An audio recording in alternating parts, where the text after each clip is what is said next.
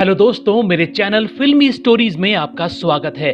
80 और 90 के दौर में 5 कलाकार छोटे पर्दे यानी दूरदर्शन पर राज किया करते थे। पांचों घर घर मशहूर थे, मगर इनके चाहने वालों को पता ही नहीं कि पांचों का अंत कितना दर्दनाक हुआ था। चलिए आज हम आपको फिर से पुराने दौर में लिए चलते हैं और पांचों की कहानी और इनकी दर्दनाक मौत की दास्तां सुनाते हैं। 80 और 90 का दौर दूरदर्शन का हुआ करता था। छोटे पर्दे पर एक अभिनेता ने बड़ा नाम कमाया था। अगर आपकी याददाश्त नहीं धुंधलाई तो ये चेहरा हल्का सा याद होगा। इनको लोग मिस्टर योगी के नाम से ही पहचाना करते थे। वैसे उनका असली नाम मोहन गोखले था। पुणे में साल 1954 को वो जन्मे थे। पिता चंद्रकांत गोखले खुद भी मराठी के नामी थिएटर कलाकार थे। उनके बड़े बेटे मशहूर अभिनेता विक्रम गोखले थे तो छोटा बेटा मोहन गोखले। अभिनय खून में ही दौड़ रहा था तो मोहन ने भी वही रवायत संभाल ली। कॉलेज के दिनों से ही थिएटर करने लगे और अभिनय के बड़े बड़े अवार्ड जीतने लगे। जल्द ही मराठी टीवी सीरियल में इनको काम भी मिलने लगा। इनके पहले शो का नाम था श्वेतांबर। वैसे कम ही लोगों को पता होगा कि नाना पाटेकर को बनाने वाले मोहन ही थे। जी हाँ, नाना पाटेकर के पहले मराठी नाटक भाऊ मुरारो के डायरेक्टर मोहन गोखले थे। वैसे तो मोहन ने कई टीवी शोज में बेजोड़ अभिनय किया, जैसे यात्रा, लेखू, आहट, भारत एक खोज और शक्तिमान। इसी बीच वो बॉलीवुड पर भी अपनी छाप छोड़ते गए। 1980 में आई स्पर्श फिल्म में उनका छोटा सा रोल था, मगर एक्टिंग लाजवाब थी। इसके अलावा होली, अजीब इत्तेफाक, हीरो हीरालाल और कसम वर्दी की फिल्में भी उनकी अदाकारी देखने वाली थी।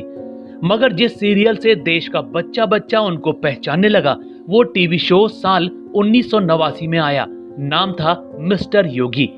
योगेश पटेल नाम का एक कुंवारा होता है जो अमेरिका से भारत शादी करने आया होता है। 12 लड़कियों से मिलता है जिनकी राशियां अलग अलग होती हैं। ये टीवी शो इतना ज्यादा मशहूर हो गया कि लोग आज भी उनको मिस्टर योगी के नाम से ही याद करते हैं। सबसे खास बात थी कि इस शो में उनकी पत्नी शुभांगी गोखले ने भी काम किया था। मगर दोस्तों, आपको पता ही नहीं होगा कि इतने शानदार एक्टर की मौत सिर्फ 45 साल में हो गई थी। साल 1999 की बात है। अभिनेता कमल हसन हे राम फिल्म बना रहे थे। शूटिंग चेन्नई में चल रही थी। मोहन गोखले को भी इसमें अच्छा किरदार मिला था। 29 अप्रैल के दिन मोहन अन्य एक्टरों के साथ सेट पर थे, एकदम भले चंगे। शूटिंग के बीच अचानक उनके सीने में दर्द होने लगा। किसी को कुछ समझ ही नहीं आया कि क्या हो रहा है। दर्द बढ़ने लगा और उनकी सांसें उखड़ने लगी। जब तक कुछ हो पाता, इस महान कलाकार की सिर्फ 45 साल की उम्र में मौत हो गई। इतनी कम उम्र में उनकी मौत की खबर ने पूरे देश को हैरान कर दिया था। बाद में उनकी बेटी सखी भी अभिनेत्री बन गई। उनको आपने 2013 में आई रंगरेज फिल्म में देखा होगा। दूसरा अभिनेता तो दूरदर्शन के जमाने में सबके दिलों पर राज किया करता था। वो समीर खाकर थे, नुक्कड़ नाटक के खोपड़ी। 9 अगस्त 1952 को पैदा हुए समीर के अभिनेता बनने की कहानी बड़ी दिलचस्प है। वो एक स्कूल बनाना चाहते थे जिसकी बिल्डिंग बनाने के लिए वो चंदा इकट्ठा करने के लिए थिएटर करने लगे थे। शुरुआत गुजराती थिएटर से की। थोड़ा नाम हुआ तो अमजद खान के साथ एक नाटक मिल गया, चुन चुन करती आई चिड़िया, साल 1985 में। बस यहीं से उनकी किस्मत रंग लाई और उनको वो किरदार मिल गया जो उनका नाम ही बन गया। हुआ ये कि उनका एक दोस्त था शंकर दुबे। उसने कहा कि एक बड़ा सीरियल बन रहा है, चल उसमें काम दिलवाने के लिए तेरी मुलाकात सईद मिर्जा से करवाता हूँ। शंकर ने उनको अगले दिन मराठा मंदिर के पास बुलाया। समीर तो टाइम पर पहुंच गए, लेकिन शंकर गायब। इंतजार करते करते उन्होंने दुकान से सिगरेट ली और पीने लगे। अचानक मशहूर डायरेक्टर और लेखक कुंदन शाह वहां किसी युवक के साथ आ पहुंचे। समीर और कुंदन एक दूसरे को जानते थे। कुंदन जी ने पूछा, यहाँ क्या कर रहे हो? तो समीर ने सिगरेट पीते पीते पूरी कहानी बता दी।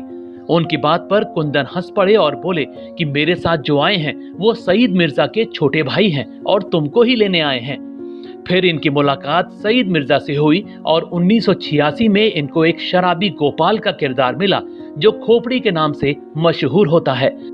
वैसे कम ही लोगों को पता होगा कि नुक्कड़ नाटक में पहले खोपड़ी को सिर्फ 3 एपिसोड ही दिखाया जाना था, मगर समीर की एक्टिंग के दम पर किरदार इतना हिट हो गया कि पूरे नाटक में ही इस किरदार को रख लिया गया। इसके बाद वो दूरदर्शन के सीरियल सर्कस में चिंतामणि बनकर सामने आए, तो कभी श्रीमान श्रीमती के फिल्म डायरेक्टर टोटो बनकर लोगों के दिलों में छा गए। हिंदी फिल्मों में भी समीर ने खूब नाम कमाया। मगर दोस्तों, इतने महान कलाकार का अंत इतना खराब होगा किसी ने नहीं सोचा था। 1995 के बाद इनको फिल्म और टीवी वालों ने काम देना ही बंद कर दिया। अगर काम मिलता तो वही खोपड़ी जैसा कोई शराबी का किरदार। इसी वजह से दुखी होकर समीर ने अपनी पत्नी के साथ देश छोड़ दिया और एक्टिंग भी। वो अमेरिका चले गए। उनको सॉफ्टवेयर की अच्छी जानकारी थी, इस वजह से वहां बैंक में नौकरी मिल गई। सब ठीक चल रहा था, समीर परिवार के साथ खुश थे, मगर अचानक साल 2008 में मंदी के बाद उनकी नौकरी चली गई। एक पल में सब बिखर गया। वो अपनी पत्नी के साथ मजबूरी में भारत आए, मगर पत्नी की जिद पर वापस जाना पड़ा। 4 साल बाद 2012-13 में समीर ने बीवी से भारत चलने को कहा तो उन्होंने साफ इनकार कर दिया। बुरे वक्त में बीवी ने साथ छोड़ दिया तो समीर अकेले ही भारत आ गए। एक बार फिर पुराने दोस्तों से काम के लिए कहा तो फिल्मों में छोटे मोटे रोल मिलने लगे, मगर अकेलेपन और परेशानियों ने उनको बीमार कर दिया। ब्लड प्रेशर से लेकर सांस लेने की दिक्कत होने लगी। धीरे धीरे हार्ट और किडनी की बीमारियां भी हो गई। 14 मार्च 2023 को अचानक उनको सांस लेने में बहुत परेशानी होने लगी। तबीयत बिगड़ी तो उनके छोटे भाई गणेश ने डॉक्टर को बुलाया। डॉक्टर ने फौरन अस्पताल ले जाने को कहा। वहां वेंटिलेटर पर रखा गया, मगर हालत बिगड़ने लगी और किडनी फेल हो गई। इसके बाद उनके हार्ट ने भी काम करना बंद कर दिया। डॉक्टरों ने बहुत बचाने की कोशिश की, मगर 15 मार्च सुबह 4:30 बजे इस महान अभिनेता की मौत हो गई। तीसरी अदाकारा तो दूरदर्शन की नायाब हीरा थीं। नाम था प्रिया तेंदुलकर, मगर वो भी अपने किरदार रजनी से घर घर में लोगों के दिलों में बसा करती थीं। 19 अक्टूबर 1954 को मशहूर लेखक और नाटककार विजय तेंदुलकर के घर प्रिया पैदा हुई थीं। 15 साल की छोटी सी उम्र में ही उन्होंने कल्पना लाजमी के स्टेज प्ले हयावंदन में अभिनय से सबको चौंका दिया था। मगर इसके बाद प्रिया का करियर काफी भटक गया। वो एक 5 स्टार होटल में रिसेप्शनिस्ट बन गई, मगर वहां मन नहीं लगा तो एयर होस्टेस बन गई। फिर मॉडलिंग करने लगी तो कभी न्यूज रीडर बन गई। मगर किस्मत में तो अदाकारा बनना लिखा था, तो नसीब वहीं खींच लाया। हुआ ये कि डायरेक्टर श्याम बेनेगल एक फिल्म बना रहे थे, अंकुर। उनको प्रिया का अभिनय याद था। ऐसे में श्याम ने प्रिया को फिल्म में रोल ऑफर कर दिया। प्रिया ने हाँ बोल दी और फिल्म भी चल निकली। यहीं से अभिनेत्री की किस्मत भी चमक उठी। इसके बाद साल 1985 में एक हिंदी शो आया जिसने उनकी शोहरत को 7वें आसमान पर पहुंचा दिया। वो शो था रजनी। इस शो के जरिए वो मिडिल क्लास औरतों की आवाज बन गई। शो के बाद तो इतनी मशहूर हो गई कि लोग उनको प्रिया की जगह रजनी बुलाने लगे। एकता कपूर का कॉमेडी शो हम 5 भी आपको याद ही होगा। दीवार पर टंगी फोटो पर मरी हुई बीवी का रोल कर प्रिया ने खूब हंसाया था। निजी जीवन की बात करें तो उनको टीवी अभिनेता करण राजदान से प्यार हो गया था। दोनों ने 1988 में शादी भी कर ली, मगर दोनों का वैवाहिक जीवन बहुत खराब था। इसी वजह से कुछ सालों में ही दोनों का तलाक हो गया। दोस्तों, इतनी मशहूर अदाकारा का अंत बहुत खराब हुआ। वो करीब 40-42 साल की रही होंगी। उनकी तबीयत बहुत खराब होने लगी। जब तबीयत सुधरने का नाम नहीं ले रही थी, तब उन्होंने अपना चेकअप करवाया। डॉक्टरों ने कुछ टेस्ट करवाए तो चौंकाने वाली जानकारी सामने आई। उनको कैंसर हो गया था। इसके बाद प्रिया की जिंदगी ही बदल गई। इलाज और दवाइयों ने उनके शरीर के दूसरे अंग खराब करने शुरू कर दिए। कैंसर की वजह से उनका दिल भी बहुत कमजोर हो गया। सालों तक वो कैंसर से लड़ती रहीं और बीमारी से होने वाले दर्द को सहती रहीं। कैंसर ने शरीर खराब कर दिया था। 19 सितंबर 2002 के दिन सिर्फ 47 साल की उम्र में प्रिया को अचानक इतना तेज दिल का दौरा पड़ा कि उनको अस्पताल ले जाने का समय भी नहीं मिला और उनकी मौत हो गई। चौथा अभिनेता वो था जिसने दूरदर्शन पर पहली बार लोगों को हंसना सिखाया था। इकलौता कॉमेडी किंग जसपाल भट्टी, जिनका अभिनय ब्लैक एंड व्हाइट टीवी को रंगीन बना देता था। मगर वो तो इंजीनियर थे, उनको तो किस्मत ने एक्टर बना दिया था। जसपाल भट्टी 3 मार्च 1955 को अमृतसर में पैदा हुए थे। जसपाल का परिवार उनको इंजीनियर बनाना चाहता था, तो वो इलेक्ट्रिक इंजीनियरिंग की पढ़ाई कर रहे थे, मगर उनको पब्लिक को हंसाने में मजा आता था, इसीलिए वो पढ़ाई के साथ छोटे मोटे नुक्कड़ नाटकों में कॉमेडी भी किया करते थे। उनकी अदाकारी की खुशबू फैलने लगी, फिर एक अखबार में कार्टूनिस्ट बन गए। उनका अभिनय में भी नाम हो रहा था। इसी बीच साल 1989 को उन्हें एक शो मिला जिसने जसपाल को घर घर में पहचान दिला दी। उस शो का नाम फ्लॉप शो था। इसको लिखने वाले, डायरेक्ट करने वाले और शो में एक्टिंग करने वाले खुद जसपाल भट्टी ही थे। उनकी पत्नी सविता भट्टी और विवेक शौक के साथ जसपाल ने कमाल कर दिया था। शो हिट हो गया था, मगर सिर्फ 10 एपिसोड के बाद इसे बंद करना पड़ा।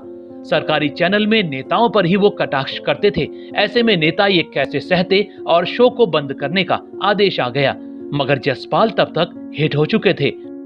इसके बाद दूरदर्शन पर जसपाल का शो उल्टा पुल्टा आया तो दर्शकों ने हाथों हाथ लिया। वो शो भी सुपर हिट हो गया और 90 के दौर में टीवी के सबसे बड़े कॉमेडियन बन गए जसपाल भट्टी। उन्होंने बॉलीवुड में भी खूब नाम कमाया। कम ही लोगों को पता होगा कि सुनील ग्रोवर और भगवंत मान का कॉमेडी में करियर बनाने वाले जसपाल ही थे। मगर दोस्तों, इनकी मौत बहुत दर्दनाक हुई। उनकी फिल्म पावर कट रिलीज होने वाली थी। जसपाल ने प्लान बनाया कि जालंधर में फिल्म का प्रमोशन किया जाए। अपने बेटे और फिल्म से जुड़े कलाकारों के साथ वो हंसते हुए 25 अक्टूबर 2012 को घर से निकले। कार उनका बेटा जसराज चला रहा था। अभी सब लोग पंजाब के शाहकोट इलाके से गुजर रहे थे कि अचानक जसराज ने गाड़ी से संतुलन खो दिया। कार बहुत जोर से जाकर एक बड़े पेड़ से टकरा गई। कार में सवार सभी लोगों को चोटें आईं, लेकिन मौत तो जैसे जसपाल भट्टी का इंतजार कर रही थी। हादसे में जसपाल इतने बुरे घायल हुए कि उनकी मौके पर ही दर्दनाक मौत हो गई।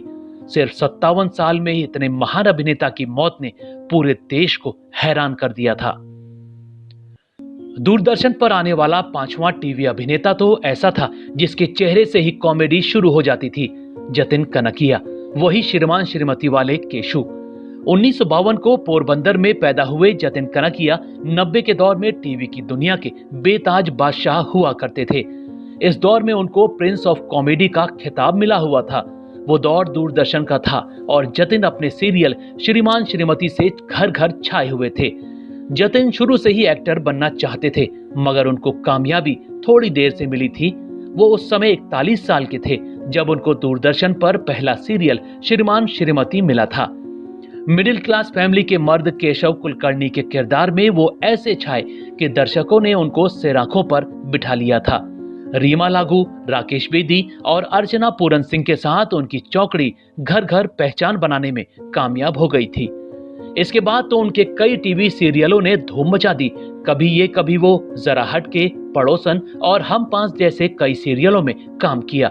जतिन का इतना नाम हो गया कि बॉलीवुड वालों ने उनको बुला लिया। 1997 में विश्व विधाता फिल्म से हिंदी सिनेमा में कदम रखा था।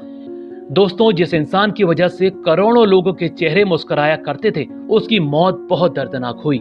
अभिनय में व्यस्त जतिन को पेट में अक्सर दर्द होता था। शुरू में सामान्य समझकर अभिनेता ने ध्यान नहीं दिया, लेकिन ये दर्द बढ़ता गया। तब उन्होंने चेकअप करवाया। रिपोर्ट सामने आई तो पता लगा इनको खतरनाक पैनक्रियाटिक कैंसर हो गया था। स्टेज भी आखिरी थी। इसके बाद उनका बहुत इलाज हुआ, मगर सब कुछ बेअसर रहा। कैंसर ने शरीर के सारे अंग एक एक कर खराब कर डाले और 26 जुलाई 1999 को उनकी दर्दनाक मौत हो गई। मौत के वक्त वो सिर्फ 46 साल के थे। दोस्तों, 80 और 90 के दूरदर्शन के इन 5 कलाकारों में आपका पसंदीदा कौन था?